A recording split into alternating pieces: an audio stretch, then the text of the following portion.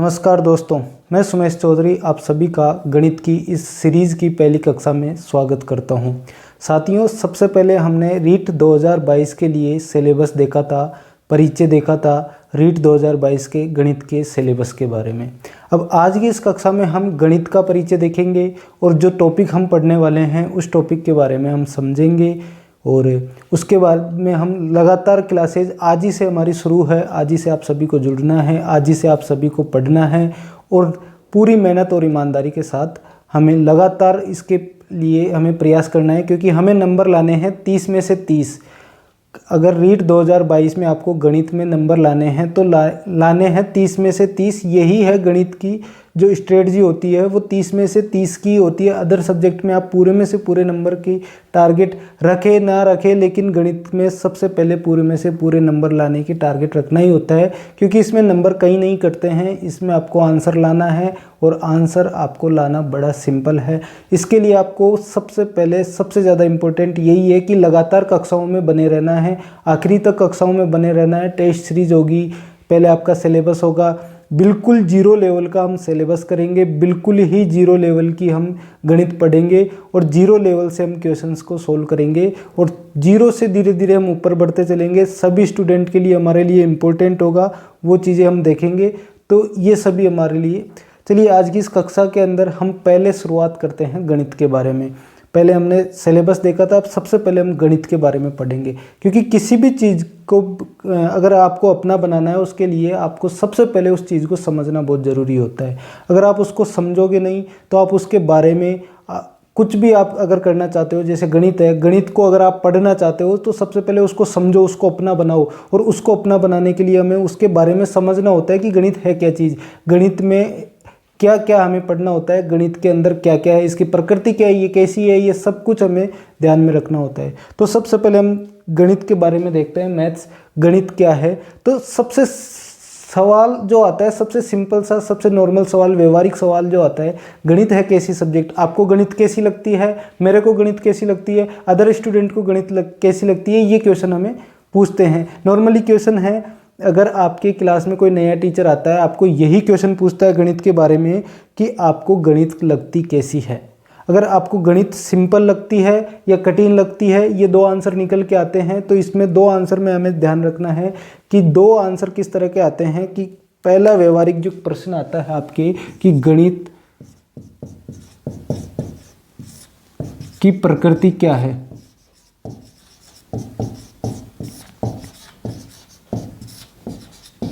अगर ये क्वेश्चन आता है व्यवहारिक, प्रकृति का मतलब सरल है, कठिन है, किस तरह की गणित है, ये सब्जेक्ट है किस तरह की। तो इसमें हम अगर गणित की प्रकृति क्या है पहला क्वेश्चन आता है, तो अगर मैं आपसे आंसर के बारे में कहूँगा कि आंसर बताइए, कई स्टूडेंट बताएंगे सरल है सर और कई स्टूडेंट बताएंगे सर कठिन है। क्योंकि परीक्षा में 4 क्वेश्चन आते हैं तो मैंने भी 4 ऑप्शन दे दिए, 4 ऑप्शन आते हैं परीक्षा में, तो उसमें सरल कठिन दोनों या दोनों नहीं। देखिए इसमें अपने अपने, क्योंकि व्यवहारिक रूप से मैंने प्रश्न अगर पूछा है तो इसमें अपने अपने जो पॉइंट ऑफ व्यू होते हैं, अपने अपने विचार होते हैं, विचारधारा जो भी होती है स्टूडेंट की, उसके अनुसार वो आंसर देता है। कई स्टूडेंट को जो गणित है वो सबसे कठिन सब्जेक्ट लगती है, वो कठिन के लिए बी को आंसर बनाएगा, जिसको सरल लगती है वो सरल के लिए ए को आंसर बनाएगा, जिसको कभी कभी कठिन भी लग जाती है, कभी कभी सरल भी लग जाती है, वो सी को आंसर बनाएगा, और जिसको गणित से लेना देना ही नहीं है, कोई मतलब नहीं है, वो डी को आंसर बनाएगा। तो ये हमारी गणित की प्रकृति के बारे में एक प्रश्न आता है। तो ये प्रश्न वाकई में आता है एग्जाम में, कई बार रीट में, टेट में प्रश्न पूछा जाता है कि गणित की प्रकृति कैसी है, क्योंकि इसमें सैद्धांतिक रूप से भी आंसर हैं। तो सबसे इम्पोर्टेंट, मैंने व्यवहारिक रूप से अगर हम किसी को प्रश्न पूछते हैं तो सरल कठिन दोनों, दोनों नहीं, ये वाले उत्तर अगर हमारे पास आते हैं तो हम उसका आंसर देते हैं। लेकिन गणित की प्रकृति क्या है ये हमने व्यवहारिक रूप से आपसे पूछा है, मेरे से पूछा है, किसी अन्य स्टूडेंट से, लेकिन विद्वान क्या मानते हैं, सैद्धांतिक रूप से गणित की प्रकृति कैसी है इसके बारे में समझे। सैद्धांतिक रूप से गणित की प्रकृति कैसी है, देखिए इसका एक ही आंसर है, चारों में से एक ही आंसर होगा, और वो आंसर क्या है, सरल।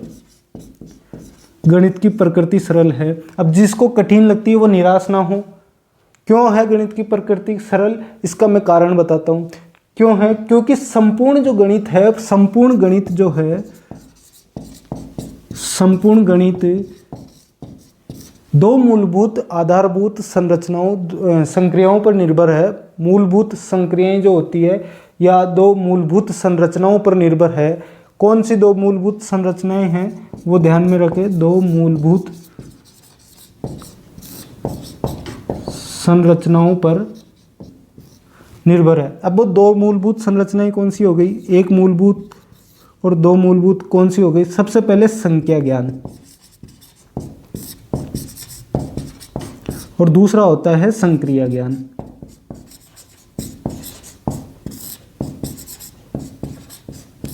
संख्या ज्ञान, संक्रिया ज्ञान, इन दोनों पर ही संपूर्ण गणित निर्भर है। आप कहीं पर भी पढ़ोगे ये दोनों आपके काम आते ही आते हैं, ये दोनों से ही संपूर्ण गणित बनी हुई होती है हमारी। तो इन दोनों को हमें पढ़ना ही होता है, इन दोनों से ही हम गणित को सीखते हैं। तो संपूर्ण गणित दो मूलभूत संरचनाओं पर, संख्या ज्ञान और संक्रिया ज्ञान पर निर्भर है। इसलिए गणित की सैद्धांतिक रूप से प्रकृति कौन सी है, सरल। और व्यवहारिक रूप से कोई प्रकृति नहीं होती है, ऑथेंटिक नहीं होती है वो, सैद्धांतिक रूप से इसकी जो प्रकृति है वो सरल है। क्यों है, विद्वानों ने कहा है, कहीं गणित की जो सैद्धांतिक पुस्तकें हैं गणित की प्रकृति के बारे में हैं, उनमें सरल प्रकृति है। आप टीचिंग मेथड पढ़ोगे 10 नंबर का, 10 नंबर के टीचिंग मेथड में भी गणित की प्रकृति सरल है और वो सैद्धांतिक रूप से विद्वानों के द्वारा कही गई है। और सरल क्यों है, क्योंकि संपूर्ण जो गणित है वो दो मूलभूत संरचनाओं पर आधारित है और दोनों मूलभूत संरचनाएं होती है संख्या ज्ञान और संक्रिया ज्ञान। अब संख्या ज्ञान और संक्रिया ज्ञान, संख्या ज्ञान है संख्याएं जो होती है 1 से अनंत तक होती है, ये माइनस की जो संख्याएं होती है बाद में आई है, पहले 1 से अनंत तक की संख्याएं आई है। फिर संक्रिया ज्ञान आया है। संख्या ज्ञान आप समझ लिए। संक्रिया ज्ञान क्या होता है कि जोड़, बाकी, गुणा, भाग, ये सभी जो होते हैं ये संक्रियाएं होती है, ये काम में आते हैं हमारे पूरी गणित में। अगर इन दोनों की आपको नॉलेज है, गणित की आपको पूरी पकड़ है, गणित आप पूरी समझ सकते हो अगर आपको इन दोनों की अच्छे से नॉलेज है। अब आप जानते हो सर हमें तो नॉलेज है, तो हम तो गणित में 30 में से 30 नंबर कहीं नहीं छोड़ने वाले हैं, क्योंकि ये दो मूलभूत संरचनाओं पर अगर संपूर्ण गणित निर्भर है तो इन दोनों मूलभूत संरचनाओं की तो हमें जानकारी पहले से है। चलिए अब इन्हीं जानकारियों से हमें थोड़ा क्वेश्चन घुमा घुमा के देता है और हम कन्फ्यूज होते चलते हैं। बिल्कुल सरल सब्जेक्ट है, हमें बिल्कुल 0 लेवल से पढ़ना है, इसलिए ये हमने गणित के बारे में समझा है कि गणित की प्रकृति सरल है। जिनको कठिन लगती है वो घबराए नहीं, हम इसको आपके इस आंसर को इसमें बदल कर दिखाएंगे, क्योंकि अभी हमारे पास समय है। हम पूरी गणित को पढ़ेंगे, उसके बाद में ही हम कठिन वाले अगर जो भी हैं वो सरल में आएंगे, ए ऑप्शन में आएंगे, ये हमारा वादा है। चलिए गणित की प्रकृति क्या है, ये प्रश्न आता है सीधा सीधा 1 नंबर का प्रश्न। अगर आप इसको अभी याद कर लेते हो तो आपका सोल्व हो जाता है, क्योंकि टीचिंग मेथड में ये टॉपिक है गणित की प्रकृति का। टीचिंग मेथड में पूछा जाता है गणित की प्रकृति, इसलिए हमने इसको समझा है। ठीक है, अब एक चीज़ और ध्यान रखना है, गणित की प्रकृति का ही क्वेश्चन है, वो गणित की प्रकृति का क्वेश्चन क्या है ये देखना। ये तो सरल कठिन वाली प्रकृति हो गई, ठीक है। लेकिन अगर ये सरल कठिन पूछे ही नहीं हमें ऑप्शन में, कुछ और ही चीज़ें निकली हुई होती है, कुछ भी डाल दे मान लीजिए, गणित की प्रकृति क्या है, अब उसका आंसर है गणित की प्रकृति सर्पिलाकार होती है। अब ये सरल कठिन वाला नहीं है, अब ये सर्पिलाकार होती है। अब सर्पिलाकार को समझना है हमें, सर्पिलाकार होती क्या है। देखिए नाम से ही पता लगा, सर्पिलाकार का मतलब होता है सर्प, और सर्प किसको बोलते हैं, सर्पिलाकार सर्प। और सर्प किसको बोलते हैं, सर्प बोलते हैं हम सांप को, सभी को पता है सर्प सांप को बोलते हैं। तो इसकी प्रकृति जो है वो सर्पिलाकार होती है, सांप की तरह है, इसकी प्रकृति इस तरह होती है। ठीक है, एक तरह इसको सर्पिलाकार बोलते हैं। स्प्रिंग के आकार की भी होती है। स्प्रिंग के आकार की प्रकृति कैसे होती है, देखिए ऊपर वाला जो सर्कल है वो नीचे वाले सर्कल से जुड़ा हुआ है, नीचे वाला सर्कल उसके नीचे वाले सर्कल से, और ऐसे करते करते प्रत्येक गोले एक दूसरे से जुड़े हुए हैं। इसका मतलब गणित का प्रत्येक टॉपिक एक दूसरे से जुड़ा हुआ है, इसलिए गणित की प्रकृति सर्पिलाकार होती है। गणित का प्रत्येक टॉपिक एक दूसरे से जुड़ा हुआ होता है, इसलिए गणित की प्रकृति जो होती है वो सर्पिलाकार होती है। ठीक है, ये चीज़ें हमें ध्यान में रखनी है। गणित की प्रकृति सर्पिलाकार होती है। गणित सर्पिलाकार, सर्प का मतलब होता है सांप, स्प्रिंग के आकार की। जैसे अभी आपको मैं बताऊं, आपको छत पे जाना है, ये आपकी सीढ़ी हो गई है, मान लीजिए ये आपकी सीढ़ी हो गई। अगर आपको इस पे चढ़ना है, यहाँ छत पे अगर आपको आना है, अगर आपको छत पे आना है तो यहाँ से आप स्टार्ट करोगे। कोई है ऐसा जो डायरेक्ट ऊपर छत पे उड़ के चढ़ता हो? नहीं है ना। तो सबसे पहले क्या होता है कि इस सीढ़ी पर आपको चढ़ने के लिए सबसे पहले इस सीढ़ी पर चढ़ोगे, फिर इस पर चढ़ोगे, फिर इस पर चढ़ोगे। ऐसे करते करते आप जीरो से सरल से कठिन की ओर आप चलते चलोगे। मतलब धीरे धीरे धीरे धीरे धीरे धीरे ऊपर चढ़ते चलोगे। तो सबसे पहले नीचे वाली चीज़, अभी मैं बोलूँ ये 5th क्लास है, ये 6th है, ये 7th है, ये 8th है, ये 9th है, ये 10th है। ठीक है, छत आपकी 10th है। बोर्ड की परीक्षा में अच्छी परसेंट गणित में कब बनती है? जब आपको 5th 6th 7th, इसके नीचे भी 4th 3 2 3rd 2nd क्लासेज होती है। तो अगर आप 5th क्लास को अच्छे से पढ़ोगे तो 6th क्लास में आपका एडमिशन होगा। 5th क्लास की चीज़ें 6th में काम आती है, 6th की चीज़ें 7th में काम आती है, 7th की 8th और 9th 10th। इसलिए गणित की प्रकृति सर्पिलाकार होती है। मतलब नीचे का जो सर्किल है ये 5th क्लास है तो ये 6th से जुड़ी हुई है, 6th तो 7th से, फिर 8th से, फिर 9th से, फिर 10th से। ऐसे करती करती ये क्या है, ये हमारी गणित की प्रकृति है। मतलब हमें नीचे वाली चीज़ अगर आती है तभी हम ऊपर वाली चीज़ को समझेंगे। ऊपर वाली चीज़ को समझने के लिए हमें नीचे वाली चीज़ आनी ज़रूरी है। अगर आप बड़ा टॉपिक पढ़ोगे उससे पहले आप बेसिक वाले टॉपिक को आपको पढ़ना ज़रूरी है। इसलिए गणित की प्रकृति सर्पिलाकार होती है। और गणित की प्रकृति सर्पिलाकार होती है इसलिए ही हमें सारे टॉपिकों को ध्यान में रखते हुए पढ़ना है, क्योंकि अगला टॉपिक जो होता है वो निचले टॉपिक से जुड़ा हुआ होता है। तो एक प्रश्न आपके नॉर्मल टीचिंग मेथड में ये वाला प्रश्न भी पूछ लिया जाता है कि गणित की प्रकृति क्या होती है? गणित की प्रकृति सर्पिलाकार होती है। सर्पिलाकार सर्प और सांप की तरह होती है। सांप मतलब एक ये स्प्रिंग के आकार की भी होती है। अगर आपको बोले स्प्रिंग के आकार की प्रकृति होती है। अब आप तो पता नहीं क्या बोलते हो, मैं तो बचपन में इसको गजाई बोलता था।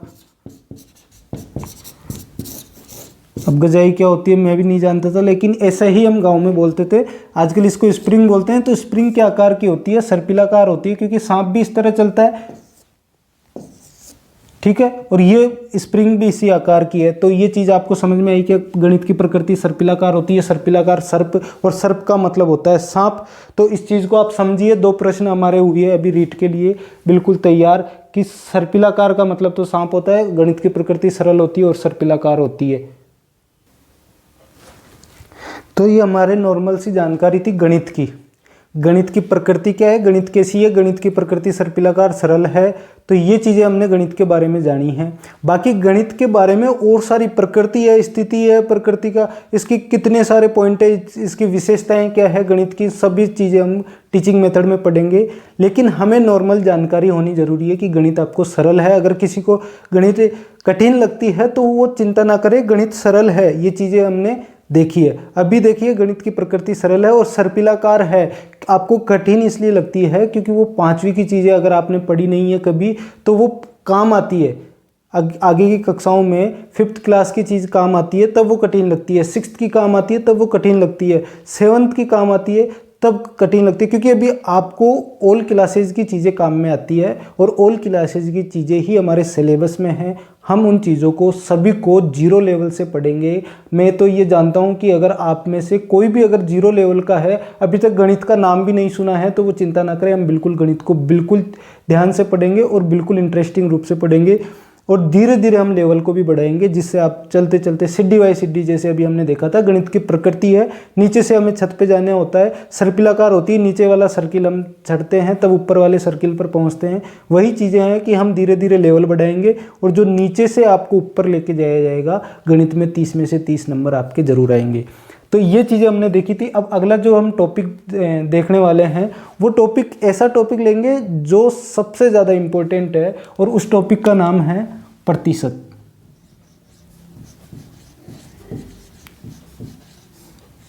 क्योंकि लेवल 1 में प्रतिशत नहीं है और लाभ हानि दे रखा है। देखिए आपको एक इंटरेस्टिंग बात बताता हूँ कि लेवल 1 में आपके प्रतिशत नहीं है, लाभ हानि है। अब लाभ हानि अगर कोई पढ़ा हुआ है तो वो जानता है कि प्रतिशत के बिना लाभ हानि का कोई महत्व नहीं है।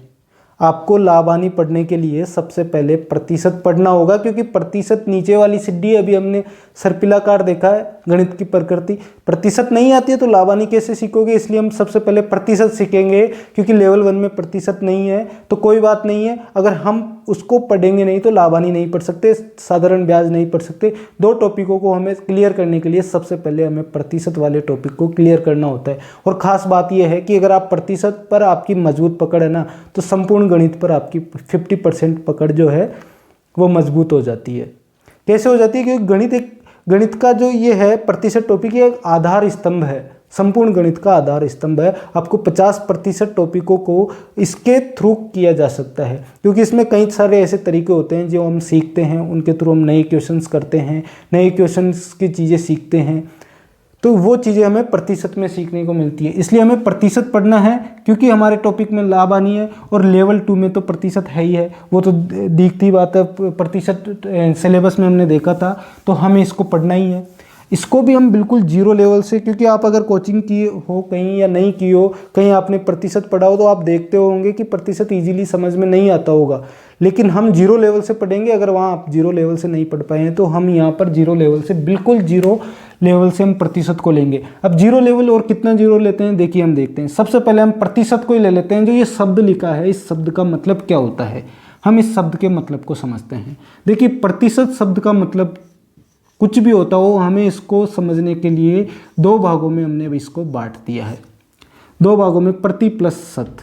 अब ये संधि होती है नहीं होती है, हिंदी में होती है कि नहीं होती है, लेकिन हमने तो इसको समझना है, इसलिए हमने प्रति प्लस शत दो भागों में इसको बांट दिया है। अब इन दोनों भागों का हमें अर्थ समझना है, मतलब समझना है कि प्रति का मतलब क्या होता है, शत का मतलब क्या होता है। तो प्रति का मतलब होता है साहब प्रत्येक, और शत का मतलब होता है 100, और 100 यानी सैकड़ा। थोड़ी औपचारिक रूप से अगर हमने भाषा का प्रयोग करना है तो सैकड़ा मैंने लिख दिया है, ठीक है। अब इसकी परिभाषा अगर हम बनाएं तो प्रत्येक 100 से आपको क्या समझ में आ रहा है प्रतिशत में? प्रत्येक 100 दो चीज़ें आ गई, प्रत्येक सैकड़ा दो चीज़ें आ गई। हमें समझ में आ क्या रहा है इसके बारे में? तो हमें सीधी सी परिभाषा बन गई है कि प्रत्येक 100 या सैकड़ा से तुलना करना ही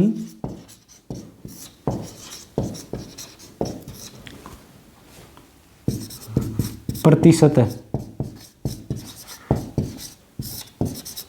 ये हमारी परिभाषा हो गई कि प्रत्येक 100 से तुलना, प्रत्येक सैकड़ा से तुलना करना ही हमारे लिए क्या है कि प्रतिशत हमारा टॉपिक हो जाता है। प्रत्येक 100 से या प्रत्येक सैकड़ा से तुलना करना प्रतिशत है। ये हमारा प्रतिशत जो परिभाषा है, हमने बिल्कुल देखी, जीरो से हमने प्रतिशत को तोड़ा, प्रति प्लस शत दो भागों में, पर एक का मतलब हो गया प्रत्येक और दूसरे का मतलब हो गया सैकड़ा 100।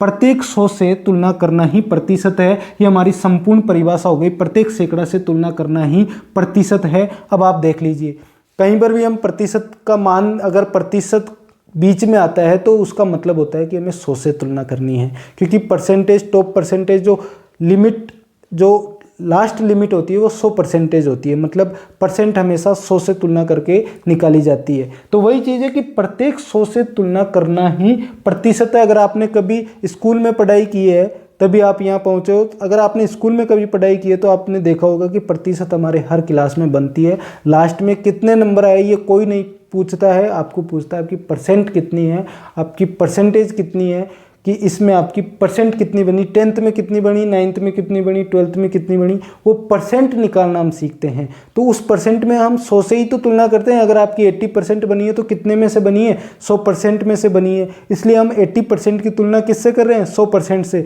तो वही चीज़ है कि प्रत्येक 100 से तुलना करना ही प्रतिशत है, क्योंकि प्रतिशत का प्रति प्लस शत, प्रत्येक 100 से तुलना करना ही प्रतिशत है। ये बिल्कुल बेस हो चुका है, ये बिल्कुल सिंपल सी बात हो चुकी है। ये हमारी प्रतिशत शब्द का मतलब हमने समझा है। अब मैं 4 आपको पॉइंट लिखाऊंगा, उन 4 पॉइंट को आपको याद करना है। फिर अगली क्लास में आप उन 4 पॉइंट के चलते हम उन क्वेश्चंस को करेंगे 4 पॉइंट के चलते, ठीक है। चलिए पहले इसको उतारिए आप कि प्रत्येक 100 से तुलना करना ही प्रतिशत है। 4 इम्पोर्टेंट नोट है, 4 इम्पोर्टेंट पॉइंट है। इन चारों इम्पोर्टेंट पॉइंट को हमें समझना है। चारों इंपॉर्टेंट पॉइंट को हमें देखना है और याद करना है, रट लेना है हमें इनको।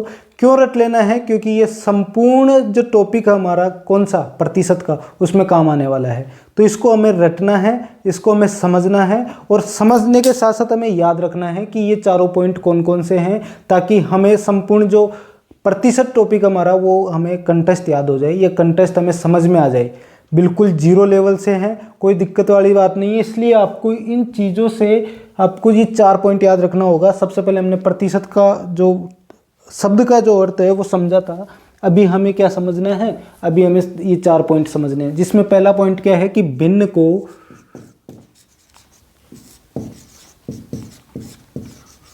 प्रतिशत में बदलने के लिए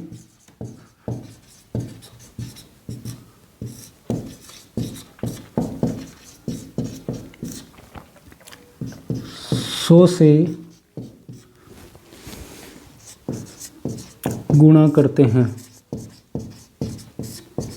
अब देखिए, इसमें आपको सिंपल सी बात है कि भिन्न, अगर कोई भिन्न दे रखी है, मान लीजिए मैंने 1/4 दे दिया, इसको प्रतिशत में बदलिए, इसको प्रतिशत में बदलिए, तो प्रतिशत में बदलने के लिए हमें 100 से गुणा करना होता है इस पॉइंट के अनुसार। तो अगर आप इसको प्रतिशत में बदलोगे तो 25% हो जाएगा ऑटोमेटिक। कैसे हो जाएगा? क्योंकि 1/4 को हमने अगर 100 से गुणा किया है, 4 का भाग देंगे फिर किसमें, 100 में, 25 बार जाएगा। 25 चौके 100, 4 का पारडा 25 बार बोल दीजिए, 25 का पारडा जो है वो 4 बार बोल दीजिए, 100 आएगा। तो 4 का अगर हम इसमें भाग देते हैं तो 25 बार जाता है। इसका मतलब हमारे जो प्रतिशत आ गई वो 25% आ गई है। क्या आ गई है? 25% आ गई है हमारी। ठीक है, ये कैसे आई? भिन्न को प्रतिशत में बदलने के लिए 100 से गुणा करते हैं, ये हमारा पहला पॉइंट है। तो ऐसे हम प्रतिशत बदलते हैं। ये चीज़ें हैं कि हम प्रतिशत कैसे बदलते हैं, कि अगर कोई नंबर पूछेगा तो ऐसे हम प्रतिशत बदलते हैं, गुणा 100 से करके। इसके अलावा इसका बिल्कुल बेसिक भी हम सीखेंगे। ये पॉइंट आपको याद रखना है, क्योंकि हमें पॉइंट याद रखना है, इसलिए मैं पहले पॉइंट लिखा देता हूँ और उस पॉइंट का मतलब समझाते हुए चलता हूँ। दूसरा हो गया कि जो प्रतिशत है, प्रतिशत को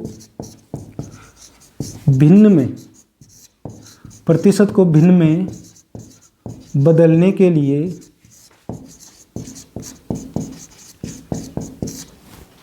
प्रतिशत को भिन्न में बदलने के लिए 100 से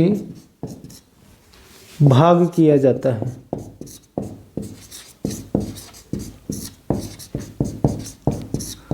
अब वही चीज़ आ गई, अगर 25% हमने उदाहरण के लिए लिया था, 25% निकाली थी, 1/4 का हमने प्रतिशत में बदला था तो 25% आया था। अब मैं कहूँ कि 25% को आपको भिन्न में बदलना है, तो आपको अगर 25% भिन्न में बदलोगे तो वो 25% हो गई। भिन्न में बदलने के लिए ये नियम नंबर 2, प्रतिशत को भिन्न में बदलने के लिए 100 से भाग किया जाता है। तो 25 में अगर आप प्रतिशत को भिन्न में बदलोगे तो 100 का भाग कर दो।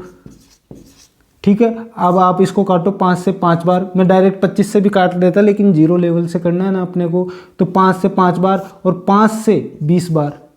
ठीक है, फिर 5 का भाग देंगे, 5 से इसमें 4 बार जाएगा, तो हमारा जो भिन्न में आंसर आएगा वो 1/4 आएगा। आप डायरेक्ट 25 से भाग देते हैं, अगर आपको 25 की टेबल आती है, पारडा आता है, तो 25 में 100 का भाग देंगे 25 से, तो 25 चौके 100 हो जाएगा। डायरेक्टली हम ऐसे भी डायरेक्ट कर सकते थे। चलिए, तीसरा पॉइंट हमें करता है कि प्रतिशत शब्द का मतलब, प्रतिशत चिन्ह का मतलब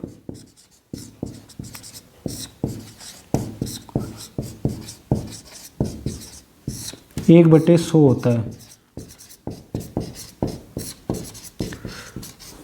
प्रतिशत चिन्ह का मतलब 1/100 होता है, मतलब प्रतिशत की जगह आप 1/100 भी लिख सकते हो।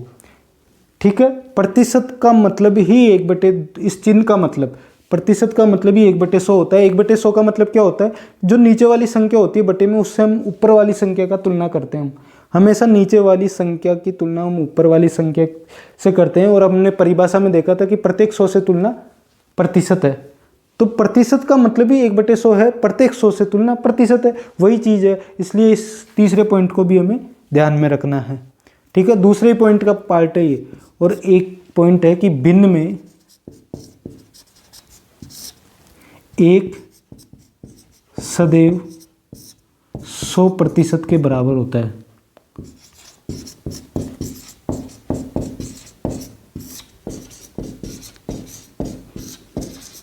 ये हमारे 4 पॉइंट हो गए, याद रखने हो गए, ध्यान रखने योग्य।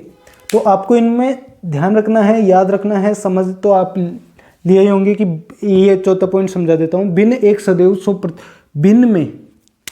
भिन्न में एक सदैव एक 1 सदैव 100% के बराबर होता है। मतलब अगर एक की बात करें हम तो एक 100% के बराबर कैसे होता है, क्योंकि एक के नीचे कुछ नहीं है तो एक लगाते हैं। अगर बटे में कुछ भी नहीं लगा होता है किसी संख्या के तो हम बटे में एक लगाते हैं और 100 से हम गुणा करते हैं। किसने कहा 100 से गुणा करने के लिए, कि प्रतिशत में बदलने के लिए 100 से गुणा करते हैं, पहले पॉइंट ने हमें कहा। अब आप देख लीजिए, गुणा करके देखिए, एक को अगर 100 से गुणा करोगे तो 100 ही आएगा, और एक का भाग 100 में दोगे तो भी 100 ही आएगा, तो 100% हो गया, क्योंकि हमें प्रतिशत में बदलने के लिए। तो एक सदैव 100% के बराबर होता है, ठीक है। भिन्न में, भिन्न का जो एक, क्योंकि भिन्न में ही हो गया ना, एक बटे में कुछ नहीं है तो हमने एक लगाया। तो ये चीज़ें हमारी हो चुकी है। यहाँ तक आपको समझ में आया है। और ये हमारी जो आज की क्लास है यहीं हम समाप्त करते हैं। नेक्स्ट क्लास में हम इनके क्वेश्चंस करेंगे और उन क्वेश्चंस के बेसिक क्वेश्चन करेंगे, बिल्कुल बेसिक चीज़ों को सीखेंगे। और कुछ एक जो चीज़ें हमें याद करनी होती है वो हम याद करेंगे जो बेसिक के लिए है। जैसे भी आपको 2 की टेबल याद करनी है तो वो याद होती है, याद करनी ही होती है। कोई सूत्र अगर आपको जो बेसिक में होता है वो सूत्र याद करना होता है, लेकिन हम सूत्रों के माध्यम से सवाल नहीं करेंगे, हम बिल्कुल बेसिक से सवाल करेंगे। आपको सूत्रों की ज़रूरत ही नहीं है कि सूत्र याद करने पड़ेंगे, क्या कुछ भी याद करने की ज़रूरत नहीं है। हमें सिर्फ बेसिक से दिमाग से सवाल करना है और सीखते हुए करना है। कुछ नहीं है, जैसे गाड़ी अगर आप चलाना सीखते हो तो गाड़ी में सीखने में इंजॉयमेंट है, वैसे ही हम गणित को सीखते हुए इंजॉयमेंट का ध्यान रखेंगे और इंजॉयमेंट करते हुए हम सीखते चलेंगे। आगे तक पूरी गणित को हम सीखेंगे, कोई टेंशन वाली बात नहीं है। बीच में अगर आपको लेवल आपको ऊपर लगता है, हम लेवल बिल्कुल नीचे से लेके चलेंगे, कोई दिक्कत बिल्कुल 0 लेवल से हम स्टार्ट कर रहे हैं। और ये बिन में हमने ये कुछ चीज़ें हमें ध्यान में रखने योग्य बातें थी, हमने देखा है, इनको याद करना है, इनको ध्यान में रखना है। पूरे प्रतिशत में ये 4 पॉइंट है जो हमारे काम आएंगे। और इसके अलावा कुछ चीज़ें जो है आगे जाके अगर हम उसको याद करने चाहें तो उसके लिए मैं कल की क्लास में बताऊंगा। और हम इसके जो थ्रू जो क्वेश्चंस होंगे उन क्वेश्चंस को निकालेंगे। कल से हम क्वेश्चंस की जो स्टार्ट होगी, नए नए क्वेश्चन को निकालना सीखेंगे, उन्हीं के माध्यम से प्रतिशत को समझेंगे। नए तरीके से कैसे होता है, 0 लेवल से कैसे होता है, बेसिक से कैसे होता है, वो चीज़ें हम ध्यान में देंगे। चलिए, धन्यवाद आप सभी का।